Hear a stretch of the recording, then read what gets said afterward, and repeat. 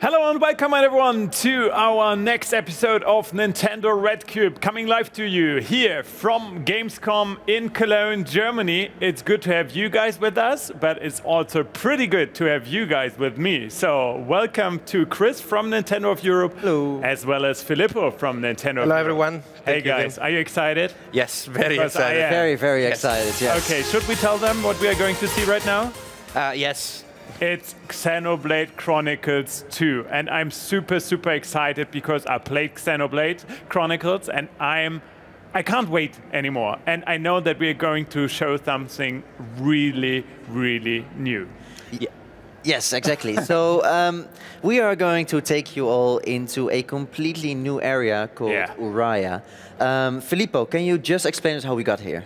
Yes, so basically, just before this bit of storyline, we were swallowed by a gigantic titan. In the world of Xenoblade Chronicles 2, every living creature lives on top of these beasts that float on a sea of clouds. And normally you are on the back of the beasts outdoors. In this case, we are inside this titan, which looks very unique, I think. But I think we can dive into the gameplay straight away. Maybe introduce the characters and, of course, also the blades. Yes, so here we have Rex, this guy here, who is our main protagonist of the story, and his blade, Pyra. Then we have on the left side of the screen, we have Nia, and her blade, Dromark. And on the right-hand side of the screen, we have Tora, the Nopon, and his special blade, Puppy. And maybe that's directly something that we need to explain a bit more, because I guess there are a lot of Xenoblade Chronicles fans out there, but for everyone who doesn't know about the franchise yet, so tell us, what is the connection between the driver and the blade? So we don't want to get too much into I know. it, because it's a very important part in the storyline and we don't want to spoil too much, but what we can say now is that each blade is sort of the personification of a weapon that the driver is using. So the Rex, Nia, and are drivers, for example, and Pyra or Dromark are blades. So these are, as I said, these physical representation of the weapon that the drivers are using. They are not human beings, they are different kind of creatures, and the relationship between these two different species of beings plays a central role in the storyline. And that's what I wanted to hear. Thank you for that. Okay. So we are, as I said, here in Uraya. You can see that we are inside. This is a closed space. You can see up there are some openings, and when the sun will rise, we will see light filtering through from those. Yeah, and you can already hear from the music that it's a very different feel to what we showed during E3, Gormoth, which was an open outside area, really a big space that you could see around. And here it is very much an enclosed space. The music reflects it. The mood is a bit darker, but it's very melancholous. Yes. And this area just is so vastly different, but also very beautiful. Yes. So over the course of this hour of gameplay, we're going to focus specifically on gameplay, because the battle system has changed a lot compared to previous Xenoblade Chronicles games. It's much more streamlined. Everything is at the touch of a single button. Everything is either on the right, on the left Joy-Con, just one button away. But we have really a lot to go through. So I'll get right away into the battle. For this first battle, I would ask the viewers to focus on the lower right corner of the UI. And here we see all of my abilities, one of which is already charged, the other two are not active. I will approach the enemy and I will start attacking automatically, and you will see that the arts will start charging every time I swing my sword. Go for it. Yeah, so at first sight there may not be so much change compared to how previous Xenoblade games worked, in the sense that you have an auto-attack pattern, you can walk around to position yourself better for an enemy, and you can attack with the different arts of a character, like what Filippo just described is shown in the bottom right corner. Exactly, so each time I auto-attack, you'll see the white damage, and I attack in cycles of 3. So Rex will swing his sword 3 times and doing an increased damage with each swing. If I press one of the button on the Joy-Con, so you see those 3 arts that I have on the lower right, anchor shot, sword bash. Yeah, and double spinning edge. Exactly. They're simply the X, Y, and B button on my right Joy-Con. So I press and I execute my art. And you see that then on the right corner where the A button would be, there's this Roman numeral 1. That's because auto attacks charge normal arts, and the normal arts that I'm using charge these special elemental arts, which I actually gonna show you now that this Piranhax aggroed us. So actually, no, it's been reset. So I'll just charge it up again and show it to you again. Yeah, so basically you're using the normal arts to charge up the elemental art, like what is now, and that's the heats that we're seeing. Exactly. So now I'm going to press the A button, and if you actually look at Rex and Pyra, look at where the sword goes when I'm pressing the A button now. So Pyra uses the sword, I press the B button in time, and I apply an elemental effect to this Piranhax. Actually, his weakness is fire. We can see that where you see Prom Piranhax, there is a fire icon on the right. That means that this enemy is weak to fire. Also, you will notice that oops, I'm swimming now. You will notice that when I'm moving, I am not attacking. This is unlike previous Xenoblade Chronicles games in which you would auto-attack even when you were moving. Yeah. This is because positioning plays a much more plays a very big role in Xenoblade Chronicles 2. And what I find interesting about this is that positioning has always played an important role in Xenoblade games, because you have attacks like the Sword Bash that are stronger from the back, or double spinning edge, which is extra damage from the side. But in Xenoblade Chronicles 2, by having this system where when you move, you don't auto-attack, and when you stand still, you do increasing damage during auto-attacks. Yeah. You constantly have to balance between being active or repositioning yourself to do more damage in the future. Yes. Also, the healing system has changed in the sense that Xenoblade Chronicles games were not always. I mean, the healing part was they didn't want to focus. We want people to focus on the action, so the healing was always very particular, not the classic healing spell that you have in another RPG game. So in this game, you literally pull potions out of the enemy. So if I press the X button for the anchor shot now, you will see potion literally flying out of the enemy. And Nia, who is right now more healing-oriented, will automatically go and run to touch one of the potions if my characters are low on health. But I can do the same. I can just run and pick up the potion and heal my characters, but I will not attack in that moment. So this is a pattern that we start to see with many of the systems of Xenoblade Chronicles 2. There is always a cost. There is always a price to pay for everything you do. Yeah, but at the same time, what I think the game does very well is that it makes this trade-off very visual. Yes.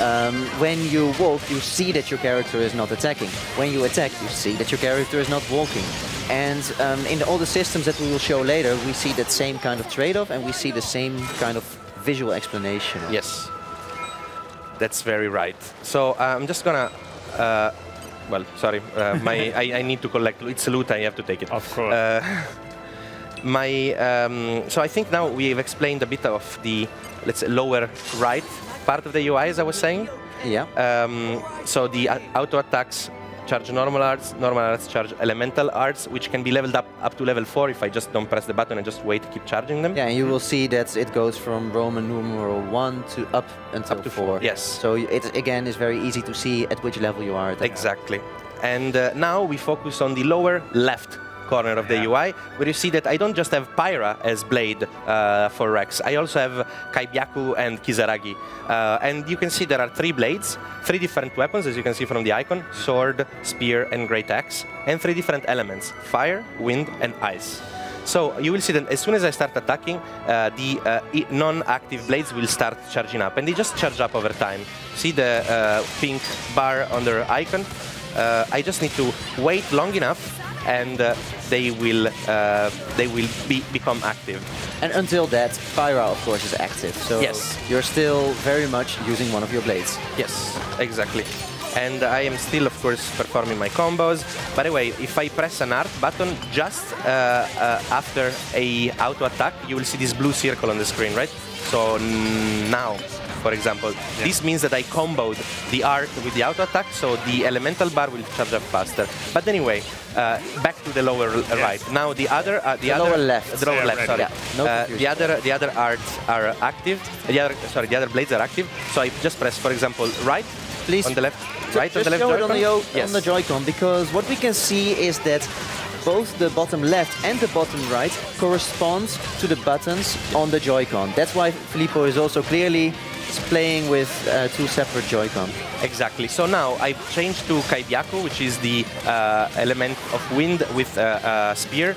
And you can see that as soon as I change, I will change now again to Kisaragi. If you look at the arts, they are all immediately active, and I can immediately execute my arts. Making combos with auto attacks and arts changes based on the weapon you have, because they swing at a very different rhythm. So the Great Axe is very slow, so it will make very big damage, very big swings, but I have to change completely my timing. Let's go over this again.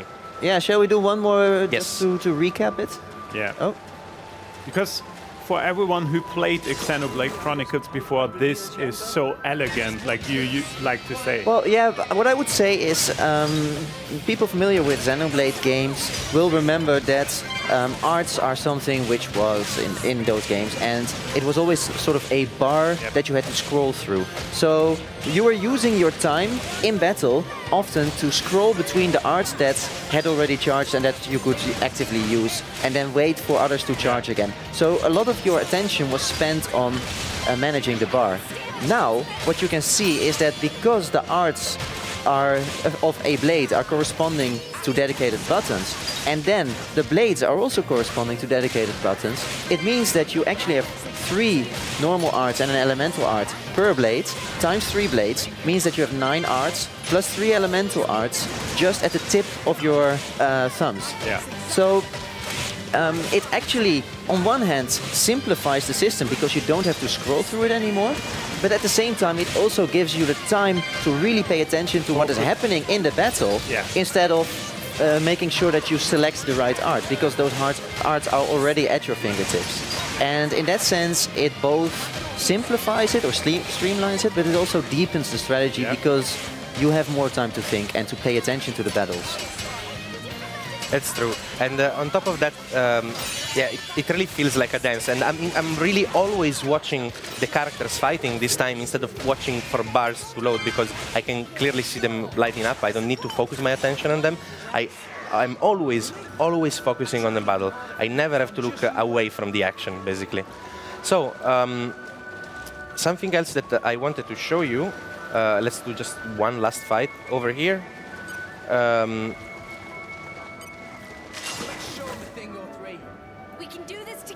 You might have seen already, while I was fighting before, there were not only my face down there when the elemental icon was attacked with heat, but sometimes also the portraits of Nia and the portraits of Tora would appear on the left and the right side of the screen.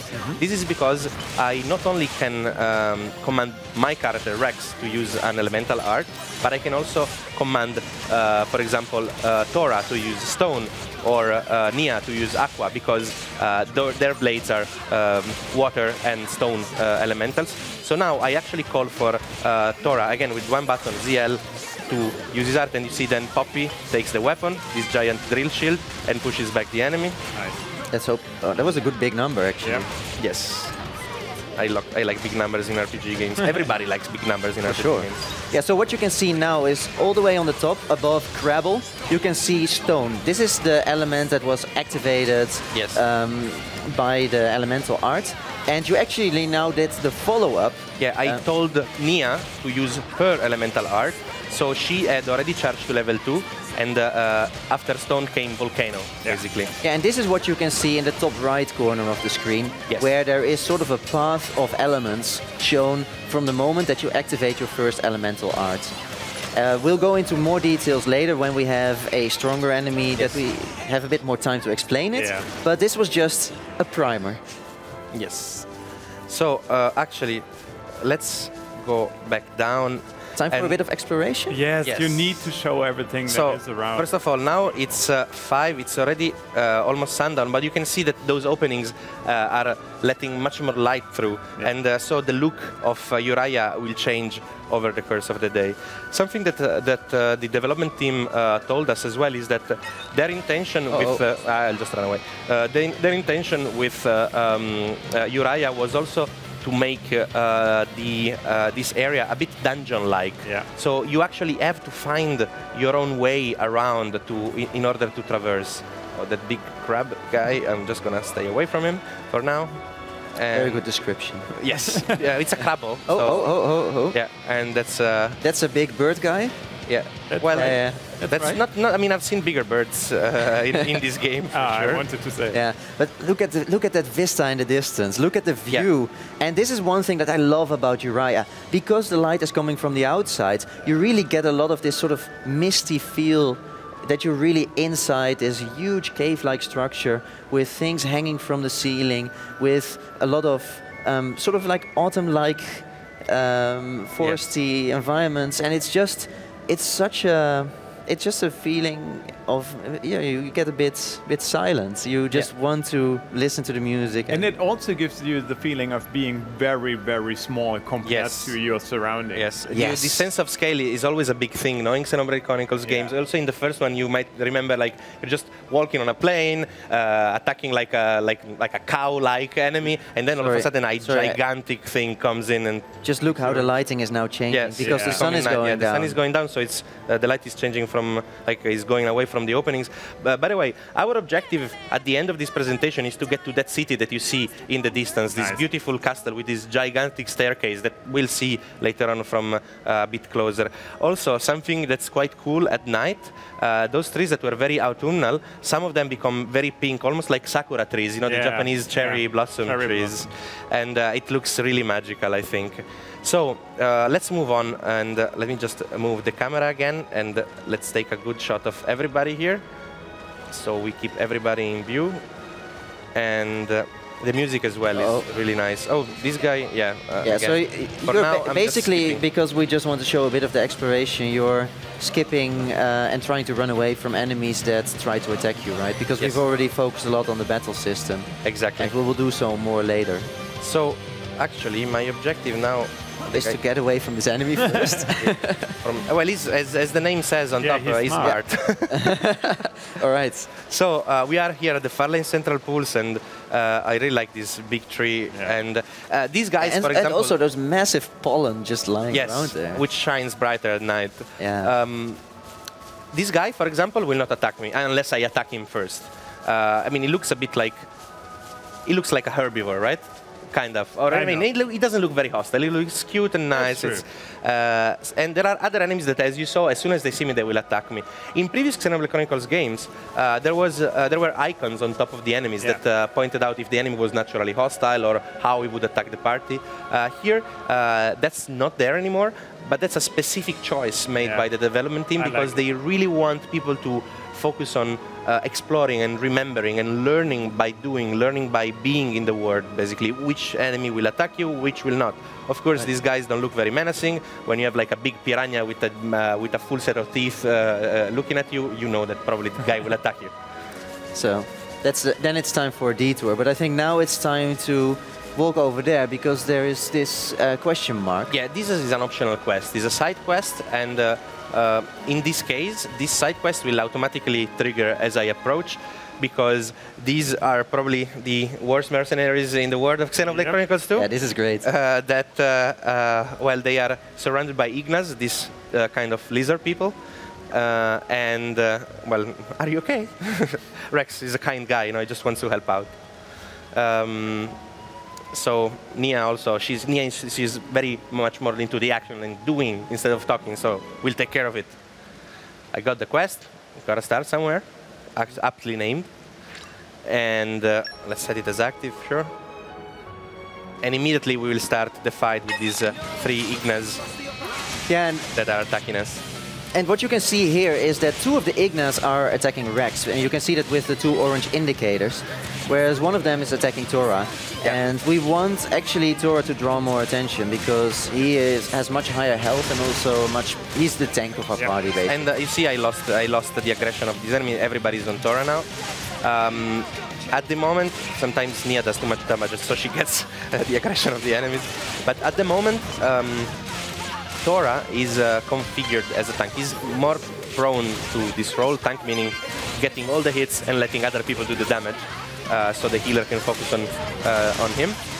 And what's interesting is that the roles of these characters, the fact that Nia is a bit more healing oriented and more damage oriented, and Tora is more tanking oriented right now, they of course depend on the aptitude of these characters, but more than anything, they depend on the blades that I have equipped to the character. So because different blades bring different arts, like we saw before, I could have equipped blades that are more tanking oriented, for example, and I could make Rex become the tank instead. Or I could equip blades that are more healing oriented, and I could help Nia with healing, for example. So you really have the freedom to customize each character and each playstyle really to suit your needs.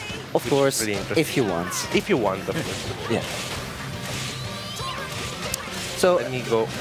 What you can see again is auto attacks are charging the normal arts are charging the elemental arts, and then when we use the elements we can switch between different blades to get a good elemental combo going. And I was telling before that there is this system of trade-offs. No, you do something at a cost. Now, for example, I could start with a level 4 because I charge it up to the maximum level, so it will do a lot of damage. I will do it now, and I will get a nice scene as well with with Rex and Pyra attacking together, and hopefully a big number, of course. Of course. Well, I just destroyed him because he was almost dead, so the guy is gone now. So now we just complete the quest. That's another problem sorted out. There is obviously dialogue in the game. Some of the side quests, they are not voiced, but a lot of the game is voiced. Yeah. Basically, what happened, I'm just going to skip through the text a bit quickly for the sake of time, but what happened is that they are bodyguards. They were hired by an employer to protect him. They lost their client, basically, and now we have to find their client. So as I said, really very poor mercenaries here. There's also always an element of humor. Of course, there are serious themes, serious topics, but also an element of humor always in Xenoblade games.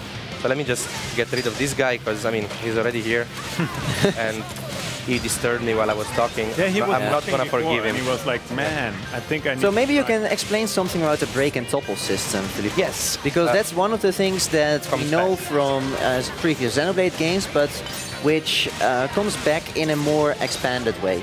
Yeah. So break, topple are statuses of the enemy, like you see now. Basically, for break, you sort of damage their armor. So you have arts that put the enemy in break status for a very short time, and during that time you will do a little bit more damage. From break, if an enemy is in break, I can press anchor shot and have a topple effect. So the enemy will fall on the ground and will stop attacking and will get more damage. This was present also in previous Xenoblade Chronicles games. Now there are two new layers. After topple, I could launch, and I will try to do it now actually. You can switch, yeah. So I have Kisaragi as power swipe, which launches. So launch has this effect where the enemy is on the air and starts rolling. And there is a fourth layer, which is smash. When the enemy is in the air and rolling, I can smash him down to the ground for increased damage. And one thing that I really loved about how you triggered this is that it actually shows what we have just been saying before. Because what you did was you used an art with Pyra to create the topple effect, and then you switch to a different blade and immediately use one of their arts to create a launch effect.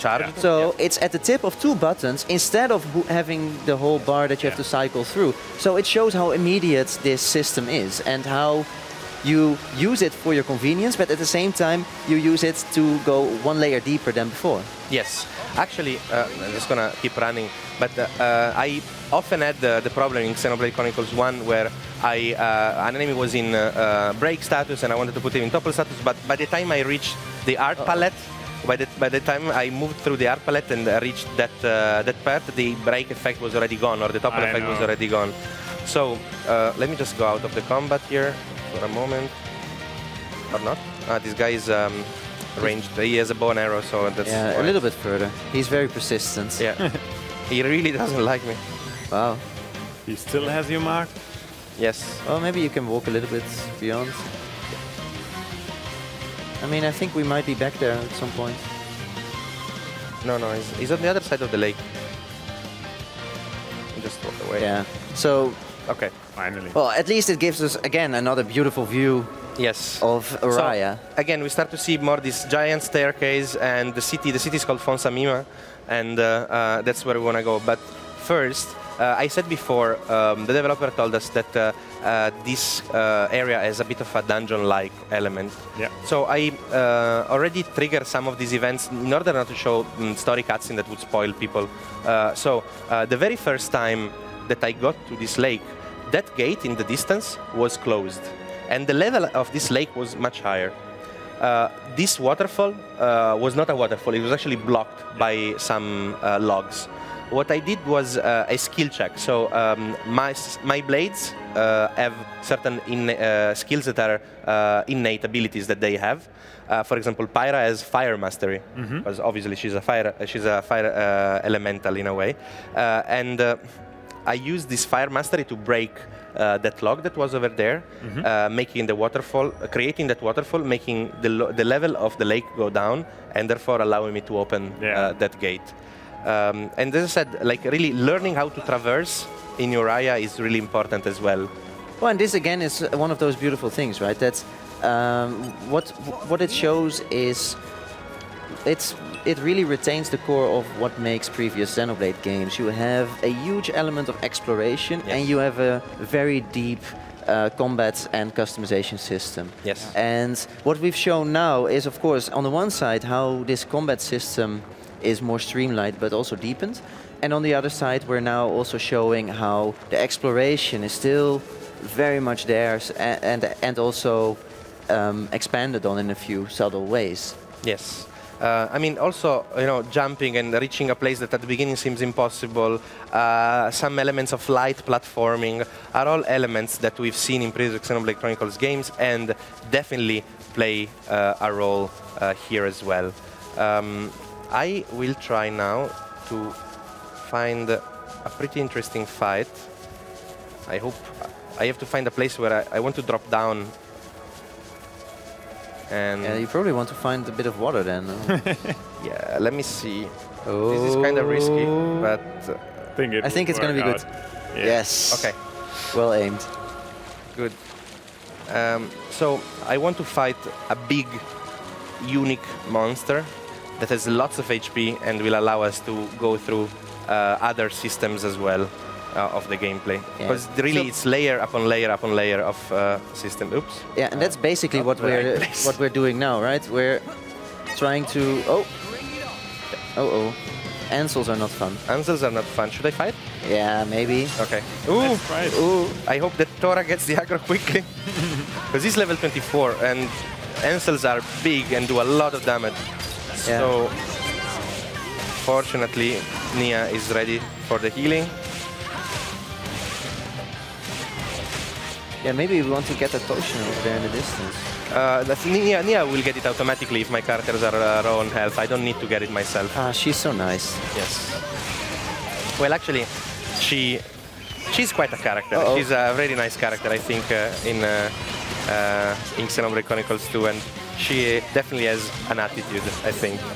So, we could talk a bit about elemental combos and how to connect them together, right? Yeah. So, now, you see both, all of my characters have an elemental art available. Should we start with stone? Yes, let's start with stone with Tora. And now, please focus on the top right corner of the screen. You see that this thing that appears up there, it's sort of like a path. I executed a level 1 stone art. Now I will execute Volcano with Nia, which is a level 2 fire art, and I will go up this path.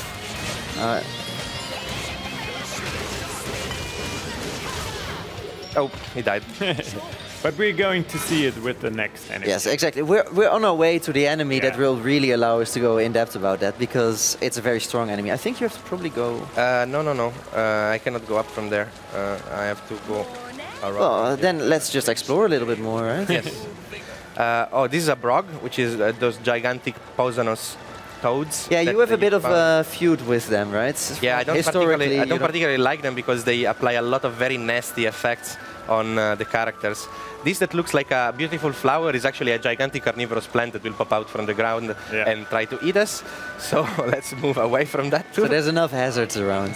Yes. And we're actually have to find the right place to jump from. Excellent. And we're There's Ragi again. Yeah. So let me try to go back up. Sorry for the repetition. But to be honest, I mean, we haven't seen this area before, so I don't think it's such a bad thing to see some more of it. Yeah. Yes. And this again is also one of those things in Xenoblade, right? That in Xenoblade Chronicles 2, these areas, they are massive. So that means that finding your way through involves revisiting and re-exploring certain parts of the environment and really trying to see the clever paths through so that you don't get attacked by enemies all the time, like what is happening now. It's okay. You can dive into the water. Now, Yeah. So I did a mistake before in jumping in the water. I should have simply gone for another route, actually. But we'll get there. We'll get there.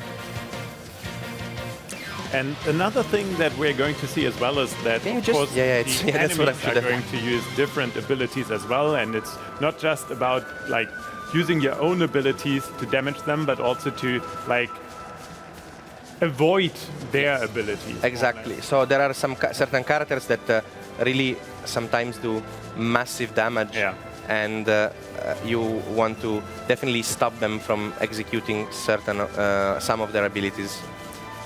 Yeah, and also one thing that you can already see now is one of these unique feelings of Xenoblade Chronicles 2 is that some enemies might seem small, but they're actually quite strong, like the ones that are attacking Filippo now. But also, you always encounter these massive enemies, these very intimidating big enemies, and it gives you sort of a sense of humility in the place where you are.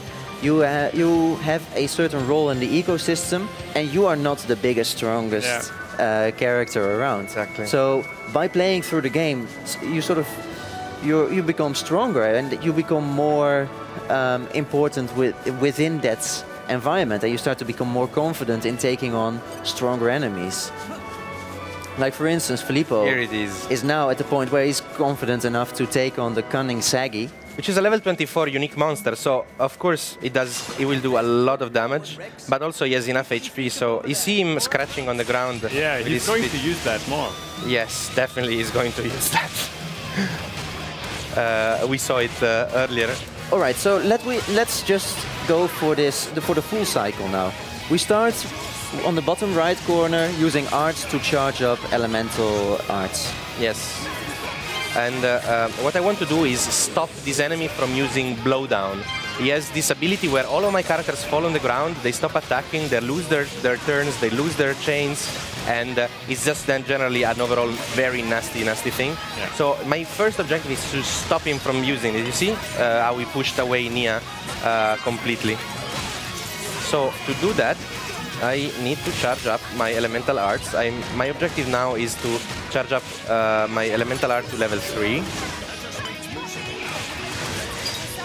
Which so I guess you could already maybe switch to Kaibaku. It's just because Nia is faster in like the swing of the sword is faster, so I'll charge up as much as I can with her. So now I'm at level 3. Let's try to start this. So level 1 stone with Tora. There you go. Now level 2 fire Volcano with Mia.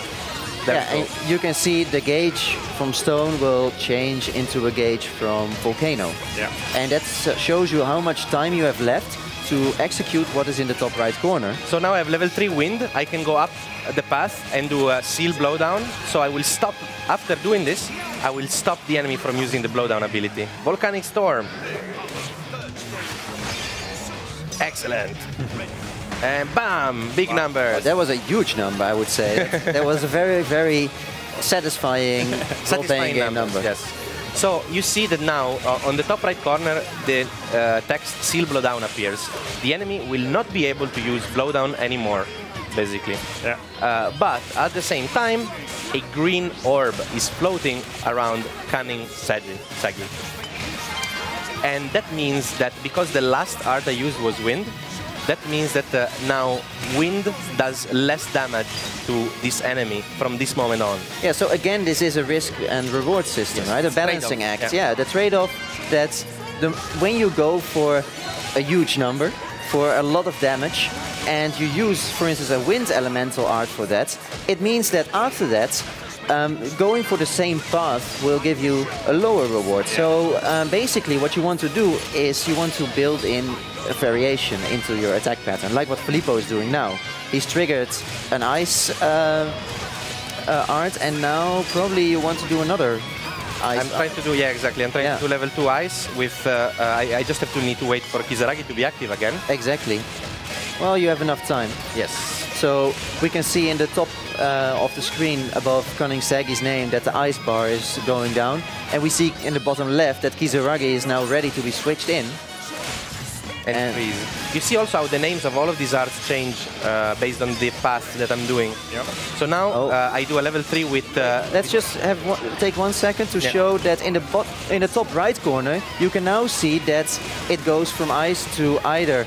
darkness or stone. Darkness or stone, exactly. So now... Permafrost crash! I like the names. Great animation. Bam! That was definitely cool. cool. The ice, like, I like how... Whoa, 19,000! Yeah, I did a lot of damage there. But now you see that I have 2 orbs floating on the enemy. Now the enemy is resistant to wind and he is resistant to stone.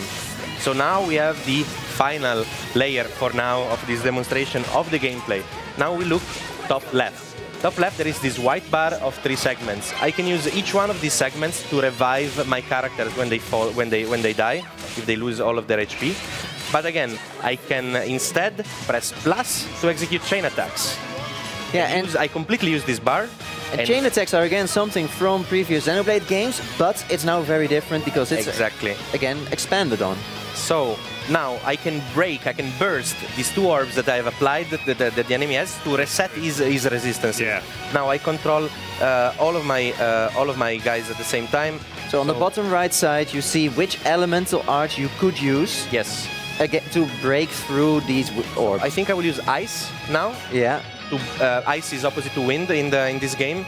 So if I use the opposite element, you see wind is flashing. I need to... Kisaragi is performing a move and the wind element is almost burst. Now I only have Poppy on Tora, so I use Poppy, of course.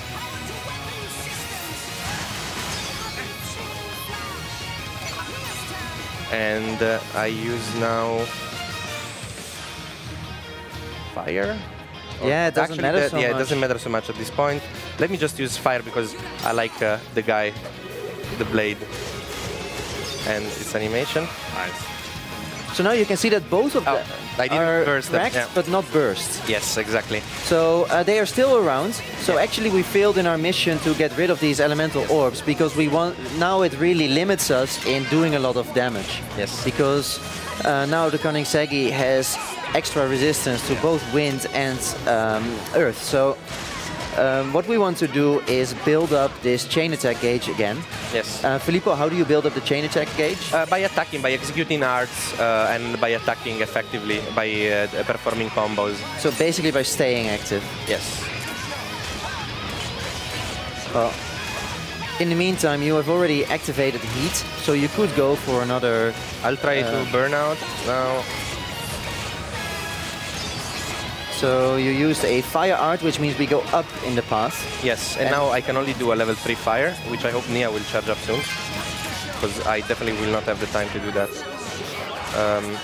Oh, he's calling allies as well. He's calling additional enemies to join the fight, which is I would say definitely not what I want. Also, because I changed the path now, you can blow down again. Yeah, because now the seal is on shackle driver instead of on blowdown. Yes. So but anyway, let me just go back to the chain attack. If I manage to burst those two arts, I could have actually kept going with my chain attack. Sometimes you get a prompt, and if you press the button at the right moment, you can keep chaining, basically, and you can keep going from character to character that you control. I didn't manage at that time. This was a very smooth fight, and it's incredible that you've been able to show 2 elemental orbs appearing. Yes. But can you just give us a nice overview shot so that we can briefly recap what just happened? So we used auto attacks to charge arts. We used arts to charge elemental arts. We used the elemental arts of different blades to go up into an elemental path. And by having a level 3 elemental art going, we did the elemental orb on an enemy, and then we used a chain attack to break the orb, so that we could basically start from 0 again and start doing a lot of damage again. So you can really see how all these systems tie into each other, but because they're all made visual and they're all at the tip of a finger, it means that it becomes very easy to understand how you trigger all of this. It really is a path. It's sort of, you're going up one step towards the ladder of awesomeness. Yeah, and it also feels like, well said, it also feels like, even for my friends who will be joining me when I will play it, it will be easier for them to understand what I do. Like, I remember back in the days when I was playing Xenoblade Chronicles, they were like struggling to follow what I was doing, actually. And this time it's much clearer. And also, by the way, imagine doing all of this like on the bus with your Switch. That's also why you might seem that the UI is quite big, because you also have to be able to play it comfortably in portable mode. Exactly, and I mean, just imagine having this massive game in your fingertips when you're sitting on the bus or in a train or in a plane. It's really, it will give you so many beautiful moments, and you also have all those moments that you can spend with it. Yeah. By the way, here we see something quite interesting. These are drivers themselves with their own blades, and that guy level 25 is a unique one that will kill me in about 3 hits, so I'm not gonna start this fight. But what I wanted to say is just that, see, we have 3 blades and 3 drivers, and they can do everything that I can do. So even though they're not gigantic monsters, they are really scary and really dangerous. Yeah, so basically in this world you are not the only ones who have this connection between drivers and blades.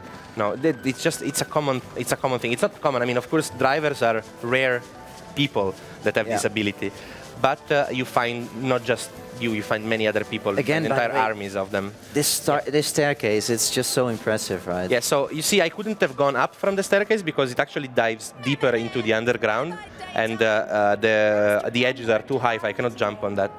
But I just want to show you. Wow. Just we are much closer now to the city. Because from where did we come? From behind there. And actually, there's one guy that I can show you, if you can see that gigantic sea snake next to the tree. Yeah, he's just chilling above his water there. And just like in other Xenoblade Chronicles game, if I dive down there, all of the enemies will not be around my level, 20, 21, 19, 25. No, they will be, what did you see? 70? Yeah, exactly. Like from 35 to 70 something. Yeah, for now we stay here. But this is also an element typical of Xenoblade Chronicles games, that it is a living environment with its own fauna and flora, with its own ecosystem. Well, and because of that, it's also an environment that tells a lot of stories simply by being there. Yes. Because these enemies, like what you were saying, we had this special enemy which is extra strong and which was sort of like digging at the tree. So immediately, also one of the things you wonder is, why is it digging with its claws at the tree? Well, we didn't show it, but there was actually also something to find there. Yes, there were actually, there was a collection point with a skill check where I needed to have the proper blades equipped to be able to dig something from there. You're right. So now, of course, for the viewers at home, it looks pretty dark now, the image, because we are in an enclosed space, it's night, the light is not filtering from the openings on the Titan. but it's really to create this moody atmosphere. You see, like this would be the big opening that filters, that has lots of light. Yeah, it would be completely bright during the day, and it dims off during the night. And what I personally like about it is that for me it also gives this feeling that not only are we inside a living environment, but also this Titan itself is traveling. Absolutely. Also, yes, he's moving, and you know, the sea of clouds on which all of these creatures are floating has tides that change. They go higher and they go lower, so you could really actually have different parts of an area that become explorable. And here we actually see, yeah. So I was waiting for you to show it. It's so beautiful. This big organic sort of vehicle is itself a Titan, a smaller one. That this is, in a way, the transportation system of the game is that people are using smaller Titans as taxis to go from one big one to the other. I'm sensing a theme here, because earlier today we were talking about Jaxies, and now we're talking about, which were Jaguar taxis, and now we're talking about taxis because they are Titan taxis. Oh, yeah. Yeah. Not Fair bad, enough. not Fair bad. enough. Yeah. I'm not sure which one I will prefer, but I think for now this one is a bit more impressive. You want to color the wings, you Maybe mean? it's even easier to steer. So. Oh yeah, that's for sure. And here we see where we were. Let me just go into Fonsamima. Yeah, I think, exactly. I think we have another spot there as well. Yes. Oh yeah, definitely. So where are we getting in now, Filippo? So Fonsamima is this big medieval fantasy castle town, and you'll see that as soon as I enter, there's tons of NPCs. These are all vendors, like a fishmonger, a butcher, a baker, just here at the entrance. There's tons of people I can talk to and discover new things about the world and trigger quests. There's vendors of accessories for my characters, and I think... And this is a layer of the game that we're not really going to touch today, because we focus so much on the battle system. But look how big this city is. I mean, I have actually never even been here before. I just discovered the staircase. Maybe I shouldn't have. Maybe I don't know. We'll see. We'll see. It's a back alley, so let's avoid it for now. Exactly. We want to stay safe. I mean, we've already overcome many challenges. I mean, we've already overcome for now, very, very dangerous enemies. So let's just go for the safe route now. And we want other players to explore it by themselves. Exactly. See, then you have characters talking to each other. There's you see all of these posters on the walls. Yeah. And that's because this is a theater. Oh. And if I talk to the people around here, they will talk about, oh, this one actress in this, and she's a stunner. Yeah. So this is something that Filippo never showed to me, even. I want to keep some surprises, not just for the viewers, but also for you. Like, I want to keep you on your toes and have you sweat on, like, oh, is he going to do something we're not allowed to?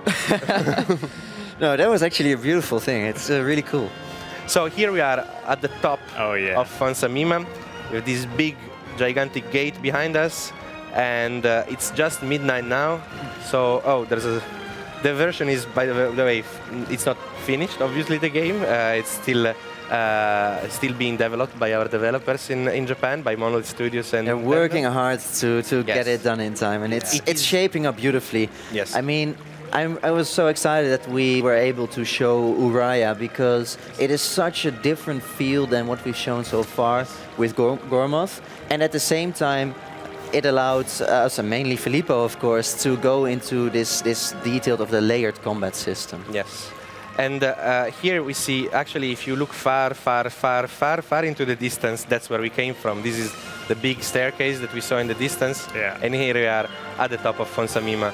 And you see how also this castle town has been built considering the structure of the world. Like, it's been built on the Titan. On the Titan. Yeah. And in a way, you know, living creatures on the Titan respect where they live, and they try to work with let's say, the geography and the landscape of the Titan. I think so let's actually line up our cast. Yeah, for a final group picture, you mean? Yes. Yeah. Exactly. Okay, I'm aligning. Yeah.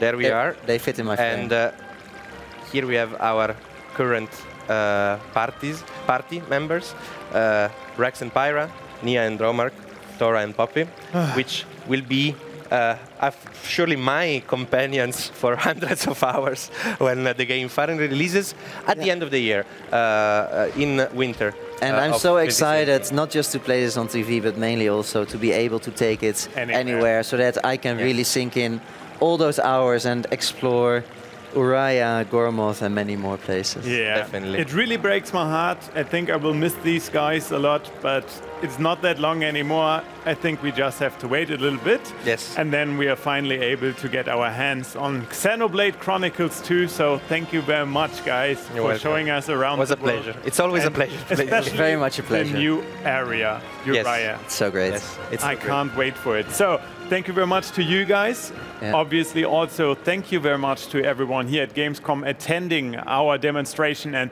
thank you very much to you guys at home tuning in through the live stream.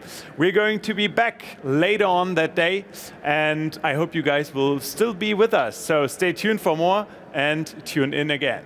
See you later.